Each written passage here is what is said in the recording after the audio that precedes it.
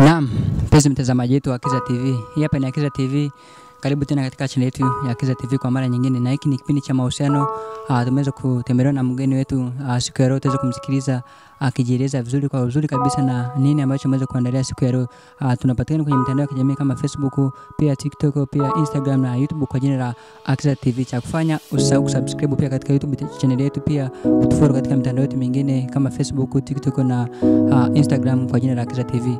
Hichi ni kipindi kizuri sana ambacho ni kipindi ambacho kinahusiana na issue nzima za mahusiano. Na kama sasa hivi tunavyofahamu, kuna mahusiano mengi sana yanavunjika, kuna watu wengi sana wanaumizwa kwenye mahusiano. Kwa tuna mtu wa muhimu sana siku ya leo ambao amejaliwa na neema ya Mungu kuweza kuelezea mambo mbalimbali kuhusiana na mahusiano. Kaa pamoja nasi uweze kutusikiliza kipindi hiki mwanzo hadi mwisho, utaenjoy sana. Karibu sana. Mpendwa, Bwana asifiwe. Amen. Bwana Yesu asifiwe sana. Amina sana. Tunamshukuru Mungu kwa ajili ya siku ya leo kuweza kukutana na wewe. Sisi kama Akiza TV tumeona tuweze kutembelea na pia uweze kutuelezea yale mazuri ambayo umeweza kutuandalia siku ya leo. Nadhani ujitambulishe kwanza kwa majina yako vizuri kwa uzuri kabisa, ili watazamaji wetu waweze kufahamu kwa uzuri kabisa. Kwa majina yangu ninaitwa Lucius Adelik. Ni mchungaji. Ninamtumikia Mungu. Na kwa upande wa mahusiano, mimi ni mume wa mke mmoja, lakini pia ni baba wa watoto wawili. Amen. Kwa upande wa mahusiano amesema yeye tayari ashaoa. Kwa hiyo nadhani ni mtu sahihi ambaye tumeweza kukutana naye siku ya leo aweze kutuelezea issue nzima za mahusiano. Nadhani una experience kubwa kidogo kwenye mahusiano, kama si experience kubwa, lakini kuna namna ushatangulia. Nadhani wale ambao wanakutazama kama ni vijana, mabinti, kuna kitu wataenda kupata siku ya leo katika mahusiano yako au katika hali yako ya ndoa. Na umeingia kwenye ndoa sasa hivi na kipindi cha muda gani? Asante. Kwamba kwanza mahusiano yangu mpaka sasa, tangu nimeingia kwenye ndoa mwaka wa 6. Mwaka wa 6, kwa nadhani ni kipindi kidogo kirefu sana. Miaka 6 sio mchezo kwenye ndoa. Kwa nadhani ni mtu sahihi ambaye ataweza kutueleza mambo mbalimbali kuhusiana na mahusiano. Mimi siku leo nayo maswali machache ambayo ya kuweza kuuliza. Nadhani watazamaji wetu wataweza kuenjoy sana na wataweza kujifunza kwa uzuri kabisa. Swali langu la kwanza ambalo nataka nikuulize siku ya leo ni kuhusiana na mambo ya uchumba. Kwamba je, nawezaje kupata mwenzi sahihi, au ni vigezo gani naweza kuvitumia ili kuweza kupata mchumba? Swali nzuri, na nashukuru pia kwa kuniuliza hivyo, kwamba ni vigezo gani vinaweza nikaviangalia ili kumpata mwenzi mzuri. Dunia sasa, na kila mtu kuna matamanio anakuwa nayo. Labda nitangulie kusema niliwahi kukutana na rafiki mmoja aliwahi kuweka vigezo kama 30, kwamba yeye alikuwa amevichora vile vigezo vyake anavyovitaka, kwamba mwanamke atakayekuwa tayari kumuoa anamkabidhi vile vigezo alivyonavyo. Kikipungua kigezo kimoja, basi hawezi kuoa. Kama ameandika kwenye karatasi. Alikuwa ameviandika kwenye karatasi. Mimi si kwamba yeye anapofika haongei sana, anakabidhi karatasi ina vigezo. Kwa hiyo mwanamke anapima, hiki ninacho, hiki ninacho, hiki ninacho, hiki sina.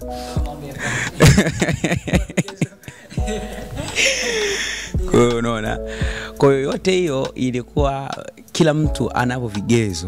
Tunapoingia kwenye upande wa mahusiano, kila mtu ana vigezo, kila mtu ana mahitaji, kwamba tunatofautiana mahitaji ya kuoa. Kuna mtu mwanaume anaweza kaa anahitaji mwanamke kwa sababu anahitaji tu apikiwe chakula. Kuna mwingine anachoshwa sana na kazi za kufua.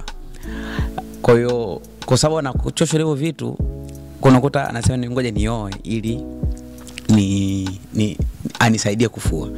Lakini kuna mtu mwingine anakuwa na uhitaji wa kuoa, lengo lake kubwa labda pengine ahusiane naye tu, yuko tayari kufanya shughuli zingine zote yeye mwenyewe, lakini ahusiane naye tu, yani wakihusiana yeye ndo.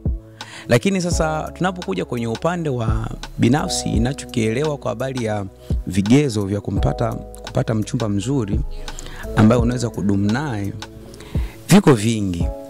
Lakini katika vile vingi kuna vya umuhimu na vya kwa vipaumbele.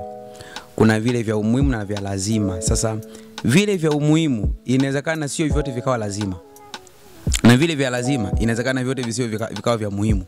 Kwa hiyo kwa namna hiyo, maana yake kwamba lazima tuangalie vile vya umuhimu na vya lazima, kwamba hivyo vitu ni lazima mtu awe navyo, lakini pia ni muhimu awe navyo. Kwa sababu tunapozungumzia masuala ya ndoa ni maisha. Ndoa si kama wengi wanavyotafsiri siku za leo. Kwa sababu ninakumbuka hata siku moja niliwahi kusema kwamba kamwe sitakuja kusimamia ndoa ya mtu yeyote kama sina experience na ile ndoa nilionayo. Kama mimi nimeoa lakini sina experience ya kutosha kwenye ndoa, kwamba ninajua nini, ninaelewa nini, ninaweza nikakushauri nini, nikamshauri nini. Kwa hiyo maana yake kwamba nikasema kwamba mpaka nitakapokuwa nimepata experience ya kutosha kwa habari ya ndoa, nitaweza kusimamia ndoa na kushauri watu kwa habari ya ndoa ili ziweze kusimama na kusonga mbele. Kwa hiyo tunaporudi kwenye vigezo vya kumpata mchumba, mtu wa kumuoa, kwanza kabisa tunaangalia hali ya kimahusiano binafsi. Hali ya kimahusiano binafsi. Kwa nini ni mahusiano binafsi? Mahusiano binafsi yamebeba tendo la kimaadili kwa watu na kwa Mungu. Watu wengi wameangalia upande wa sura. Watu wengi wameangalia upande wa shape. Watu wengi wameangalia upande wa elimu.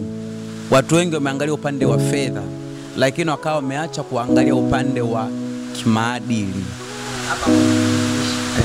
Anasema watu wengi sana wameangalia sura, watu wengi sana wameangalia fedha, watu wengi sana wameangalia vigezo vingine kule, wamesahau katika eneo la maadili. Ni kipindi kizuri sana ambapo tunamtumishi wa Mungu hapa yuko anatuelezea kabisa masuala mazima ya mahusiano. Kwa endelea kuenjoy, tuendelee mtumishi. Naam. Kwa hiyo sasa mahusiano binafsi yanamfanya mtu kupata kitu kilicho bora ama kutokupata kitu kilicho bora. Ufikiri kwamba kama utampata mwanamke mwenye fedha au mwanaume mwenye fedha leo, je, kesho fedha zipo, kesho kutwa hazipo, azitakapokuwa hazipo itakuwaje? Sasa unaweza kuangalia ni udhaifu kidogo wa mahitaji ya watu walionayo, kugundua kwamba ni mwanamke wa namna gani wanamuhitaji au ni mwanaume wa namna gani wanamuhitaji. Kwa nini? Kwa sababu mahusiano binafsi ndio ambao kwamba yanaweza kutengeneza kuwa na mchumba mzuri, mume mzuri na mke mzuri. Kwa sababu mahusiano binafsi yatamfanya mtu kuwa na hofu juu ya Mungu. Hayatamfanya mtu kuwa na kutamani ama kuwa na hamasa kwenye mambo fulani ya watu wengine. Maana yake kwamba atakachokiangalia kwamba uhusiano wake na Mungu hauwezi kuvurugwa na fedha, hauwezi kuvurugwa na uzuri, hauwezi kuvurugwa na kitu kingine chochote. Na ndio maana ukisoma kwenye kitabu cha Misali, yule mwandishi wa Misali anasema kwamba kati ya wanawake wengi duniani alikoenda kuzunguka huyu bwana, akagundua kwamba huyu mwanamke aliyekuwa naye amewazidi wote. Kuwazidi wote hakujamaanisha kwamba alikuwa na kila kitu. Kuna maanisha kwamba alikuwa na uhusiano binafsi. Uhusiano wake binafsi, kama amependa binafsi. Ametoa kila kitu chake, uwezo wake, mawazo yake, moyo wake na hata hisia zake kwa ajili ya mtu huyu mmoja. Lakini pia anaporudi kwa habari ya kumtazama Mungu, huyu mtu anamtegemea Mungu kuliko kitu kingine chochote. Maana yake kwamba yeye kikiwepo hawezi kunungunika, kisipokuwepo hawezi kulalamika. Kuna watu wanaweza kushindwa kutafsiri haya, kuangalia maneno mawili.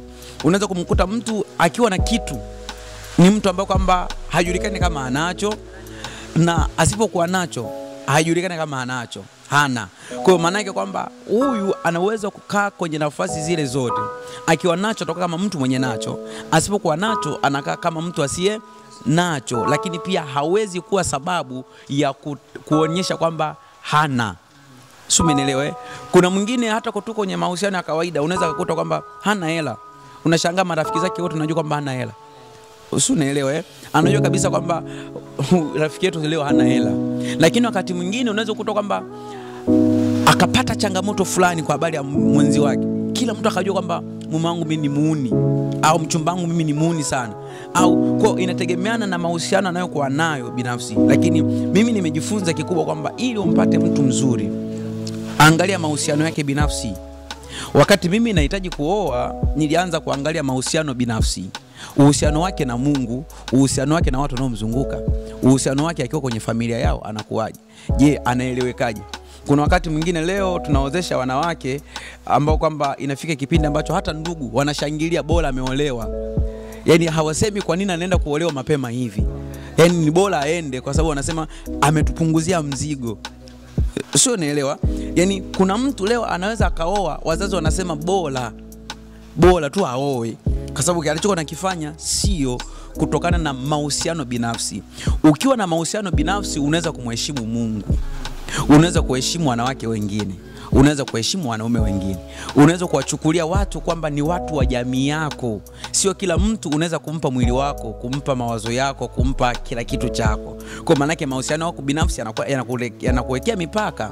Sio, umeelewa? Mahusiano yako binafsi yanakujengea nidhamu, kwamba nidhamu hii itakufanya wewe kukaa wakati gani, kuondoka wakati gani. Nidhamu hii binafsi itakufanya wewe kuishi kama vile unavyotakiwa kuishi, unaishi uhalisia. Kwa nini? Kwa sababu mahusiano binafsi yenyewe yanakuwa na tabia ya kukuletea nidhamu.